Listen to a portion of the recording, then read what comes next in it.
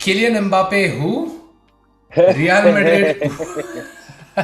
Real Madrid winning their 14th Champions League. Good Lord. I mean, I wouldn't say I hate this club because I don't hate any club, but I'm a Barcelona fan for all intents and purposes. So it definitely hurts a lot. I was definitely rooting for Liverpool, but I mean Madrid. If any Champions League trophy has ever been earned the hard way, it has to be this one. This one. I mean, an easy group, but coming out of the gates against PSG, Chelsea, Manchester City, and then Liverpool. That's the toughest run that any team has possibly taken to the Champions League Comeback at kings, this point in time. mentality monsters, whatever Exactly you want right. to call them. Over the last three fixtures, in fact, over the last four fixtures, they have faced four finalists for the True last that. matches. Two of whom have actually won the Champions League over the last two seasons as well. So you cannot ask for a tougher run into the final. So I mean, hats off to Real Madrid.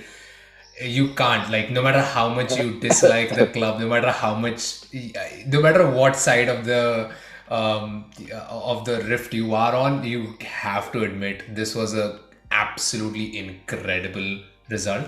And for anyone to say anything about the previous matches, Madrid clearly deserved this one. They weren't the most dominant team, but I mean, it's against Liverpool, but they carried their plan out to the T, right?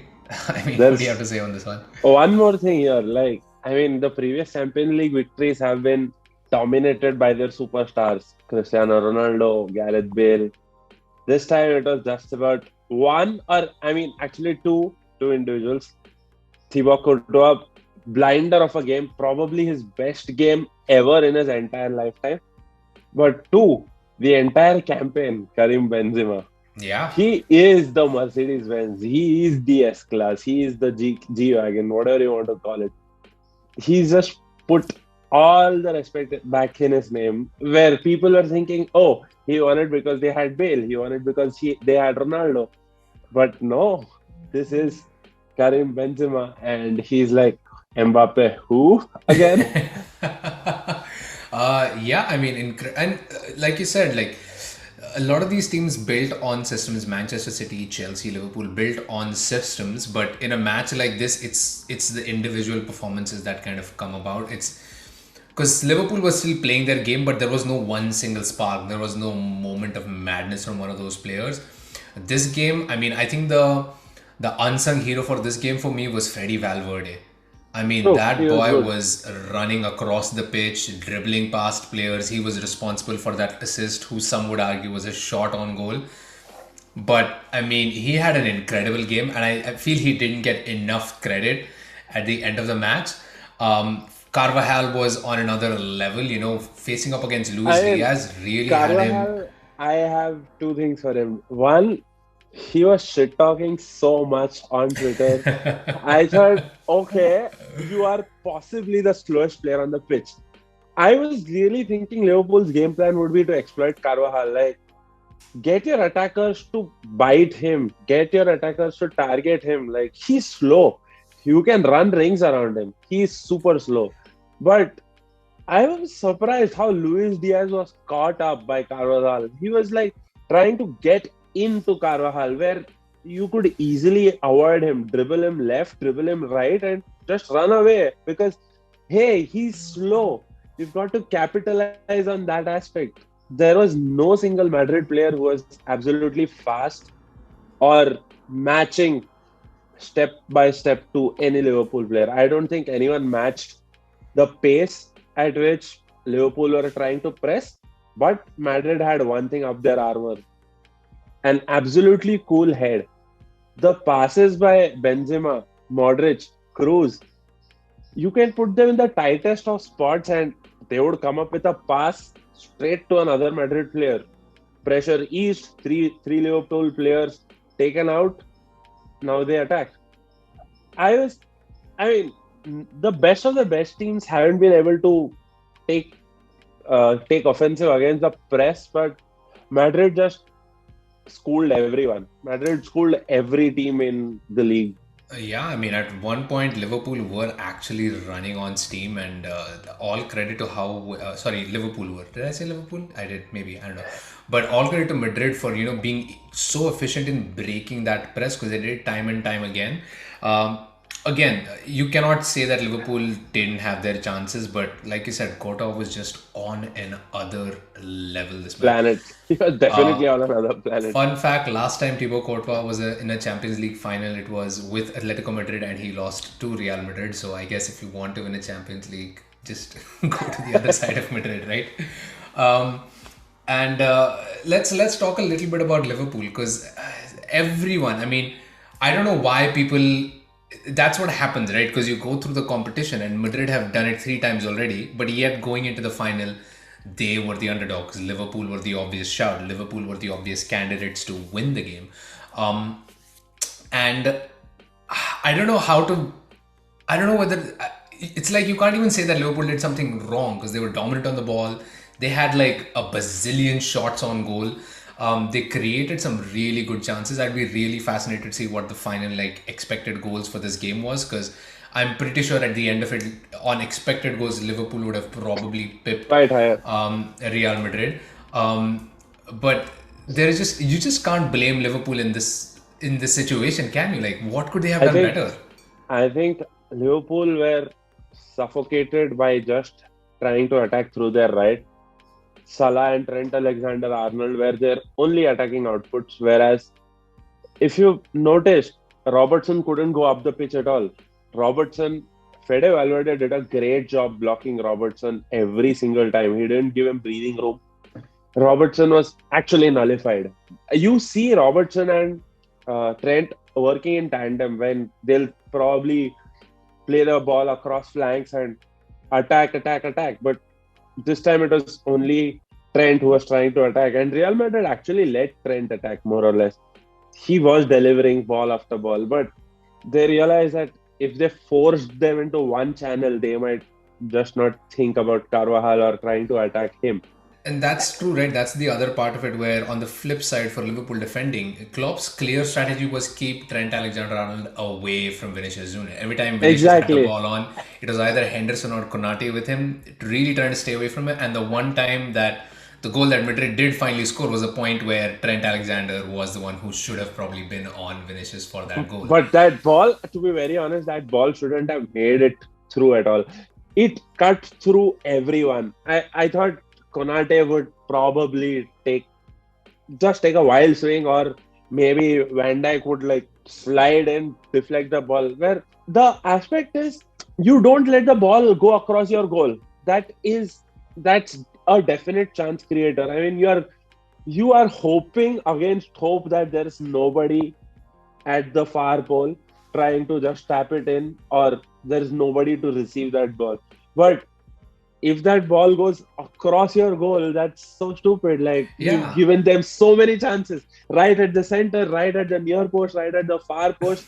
And I'm thinking, how is this called defending, where you just let a floater come in? And this wasn't even a 100 on 10 delivery. This was more or less a shot that actually turned out to an assist. And Liverpool, surprise, just switched off. Yeah, like a very tame goal to concede in the and against the run of play as well, right? And I guess that kind of shows. And I mean, again, if you have players like Virgil van Dijk in your squad, you expect them to not switch off in the one instance that you actually had to defend, sort of, you know. So it almost feels unfair to Liverpool having lost despite having been so dominant, but that's football, right? Real Madrid, the moment they went ahead. The moment Madrid went ahead, you could see the switch in mentality. You could see Toni Kroos, playing smart football, knowing where to be, using his body, winning those tackles. Camavinga, again, just a very short, 5 minutes on the pitch, but even in those 5 minutes, he just bought time for Madrid. He didn't try to run for the ball. There was that one instance, I think it was Sadio Mane. All Camavinga did was intercept the ball in the middle of a dribble, and the ball went back about 10 yards. And Camavinga just stood right where he was because, like, I don't need to chase this ball down. And it's those sort of things that, then that get you through the line. Because right at the end, Liverpool were just desperate, and at no point did it seem like Madrid were going to relent. Even though Liverpool seemed like they came so close, Militao and Alba was just so confident in the center of the box. Courtois was just, He was on like Super Saiyan. That was like Ultra Instinct for him. For The any anime fans out the there. only thing that Liverpool could have very well done different was started Jota at the left flank, on the left flank, or started Mane out left and played the false nine with Firmino or Jota, Yeah, because actually, Firmino was that's their very original effective in formation. breaking Yeah, into that left, right side of the Madrid defense when he did come on. But I think at that point it was like a little too late for it Liverpool. was a Hail Mary. It was Yeah. like everything, including the kitchen sink. But it just said that it was just a shout that, oh, do whatever, like maybe kick or do something where you put the ball inside, and if there is some sort of luck, then they might convert. Even Van Dijk was far up the pitch Oh yeah, at the yeah. end of That the game. was that. He was Van Dijk was trying to do a Sergio Ramos, but not everybody can do that.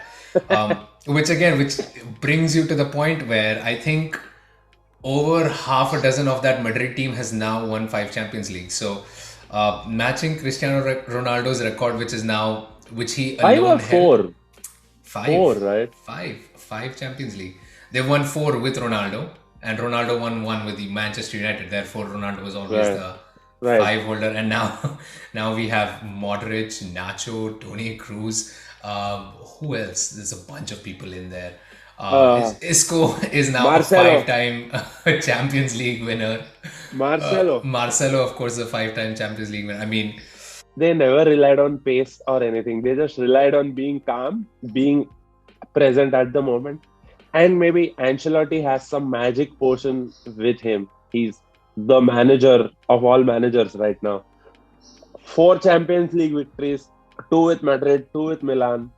No other manager has done it. He's on a different level. He's not even in the atmosphere. He's in our stratosphere. He's in our stratosphere. He's not in the atmosphere right now. He's beyond all comparisons.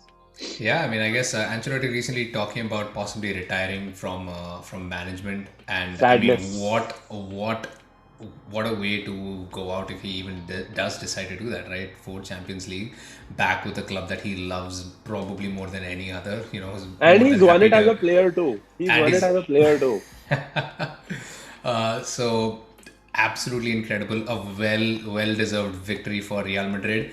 And let's end with just talking about, because I feel everybody's going to talk about this. We've already seen the memes come out bashing Liverpool for ending the season by winning just an FA Cup and The League Cup, I Carabao guess. Cup. Yeah, Yeah. but that's too harsh, man. Let's put this into context. Liverpool have played every single football match that they could possibly have played this season. They have progressed to every final of every competition that they were in. That is a long season, and they were literally, up until a week ago, they were in contention for a quadruple. So I get the urge to want to Yeah. mock the players at the end of this, but come on, guys, you have to respect what this team has done this season. You cannot let one bad day go I, ahead. And again, I want to take a dig here at United though. Like every other United supporter I know of was posting thank you Real Madrid, and I was just laughing. Wherein, like 1 week ago, every United fan was saying thank you Manchester City. This week they're saying thank you Real Madrid. I mean, is this your DNA? Like, you have a problem with Liverpool, I can understand that, but you thank your derby rivals, you thank the club that took away your most valued player ever. What sort of a fan base are you? Like, United. Anyway, but let's end this with giving Real Madrid the rightful plaudits and also congratulating Liverpool for an incredible campaign. Banger season, Yeah, banger. and again, it goes to show Manchester City with all their wealth, apparently one of the world's best managers and one of the best players in the world, or some of the best players in the world. Liverpool with a squad project with arguably again one of the top 3 best player in the world, best defender in the world, even to say one of the most world class keepers and midfielders in Thiago. Best right back right Exactly, now and in and contention, all more or amongst less. themselves over the past 6 seasons, they've managed 1 Champions League trophy, whereas And one Premier League. And one, yeah, I mean, I'm talking about like the City and Liverpool combined, and then Madrid come over here. We can argue that they've had a harder time in the league, but they've waltzed to. It's just incredible. It's at that point it comes to show that tactics can only get you that far. When it comes to the big stage, mentality matters. Always.